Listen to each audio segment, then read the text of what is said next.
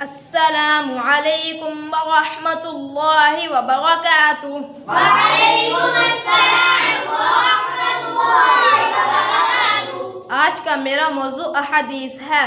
احادیث رسول اللہ صلی اللہ علیہ وسلم کی بتائی ہوئی باتوں اور آپ صلی اللہ علیہ وسلم کے کیے ہوئے کاموں کو احادیث کہتے ہیں۔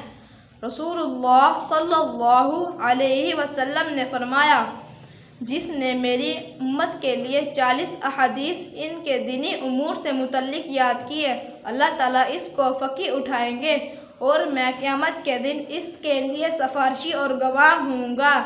مدد صرف اللہ تعالیٰ سے مانگنا۔ قال رسول اللہ صلی اللہ علیہ وسلم، اذا استعنت فاستعن باللہ۔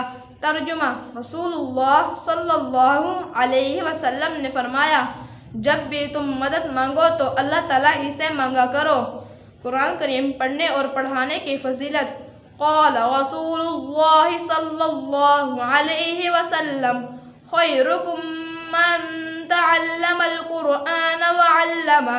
ترجمہ، رسول اللہ صلی اللہ علیہ وسلم نے فرمایا، تم میں سے بہترین شخص وہ ہے جو قرآن سیکھے اور اس کو سکھائے۔ وضو کی اہمیت۔ قال رسول اللہ صلی اللہ علیہ وسلم، لا تقبل صلاة بغیر طہور۔ ترجمہ، رسول اللہ صلی اللہ علیہ وسلم نے فرمایا، وضو کے بغیر نماز قبول نہیں ہوتی۔ جنت کی چابی۔